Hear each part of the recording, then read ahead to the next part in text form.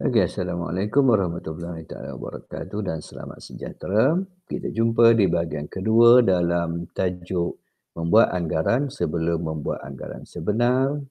Okey, subtopik yang hari ini yang akan kita lihat okey adalah membuat anggaran jisim dan isi padu.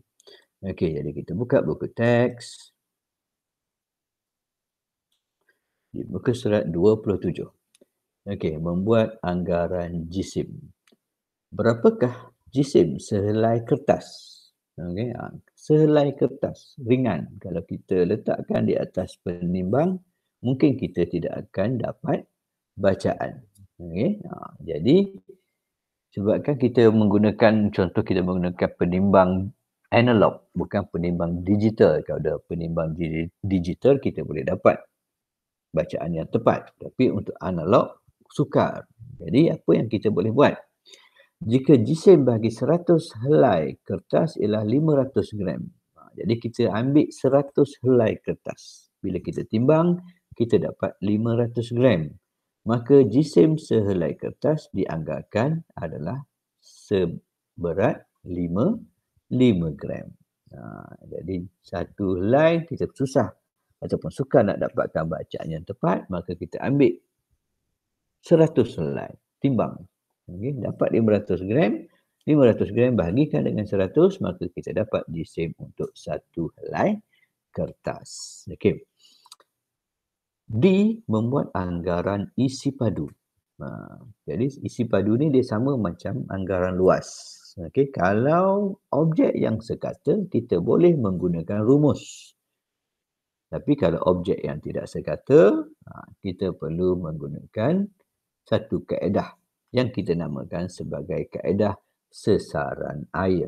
Okey, kaedah sesaran air. Okey, kita tengok. Isi padu objek sekata dapat dikira menggunakan rumus. Manakala objek tidak sekata perlu dianggarkan menggunakan kaedah sesaran air. Okey, untuk objek sekata, okey, isi padunya ataupun rumus untuk isi padunya ialah panjang darab lebar, tinggi darab lebar darab panjang. Okay. Tinggi darab lebar darab panjang. Jadi untuk satu cube yang mempunyai 4 cm tinggi, 4 cm lebar dan 4 cm panjang, maka cara untuk mengiranya ialah 4 darab 4 darab 4, maka kita dapat 64. Unit SI-nya ialah sentimeter padu. cm kuasa 3. Okey, kuasa 3 itu mewakili padu. Okay, jadi isi padunya ialah 64 cm padu. Itu untuk objek yang sekata. Kalau objek yang tidak sekata, contohnya seketul batu. Okey, kita tak boleh nak kata berapa panjang dia, berapa lebar dia, berapa tinggi dia. Okey, objeknya tidak sekata. Apa yang kita boleh buat ialah menggunakan kaedah sesaran air. Macam mana cara nak buat? Okey, mula-mula kita masukkan air ke dalam silinder penyukat. Tak kira lah berapa banyak air yang kita masukkan. Tapi contoh di sini ditunjukkan, masukkan air sebanyak 15 cm padu.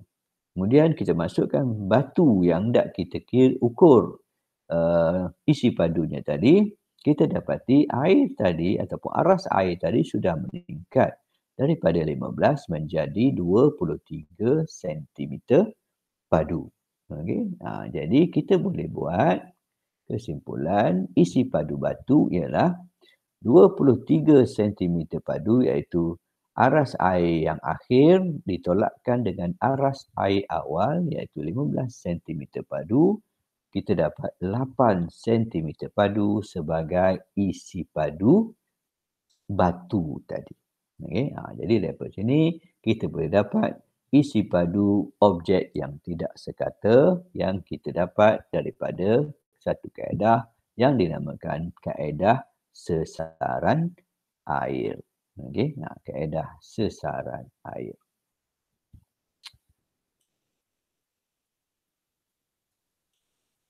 Okey. Jadi itu dia tentang membuat anggaran jisim dan juga isi padu objek sekata dan isi padu objek tidak sekata.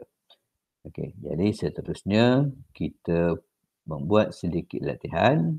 Salin soalan dalam buku latihan dan cari jawapannya dalam buku teks. Okey, soalannya.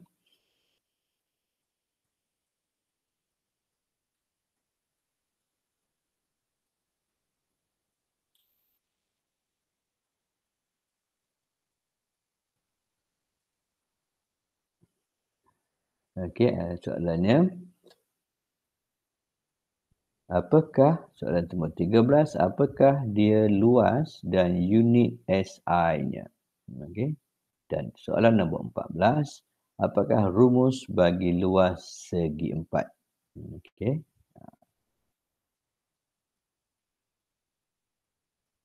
Kemudian untuk soalan 15, apakah kaedah yang boleh digunakan untuk mencari luas sehelai daun? Apakah kaedah yang boleh digunakan untuk mencari luas sehelai daun? Okey, soalan nombor 16. Apakah rumus bagi isi padu objek sekata?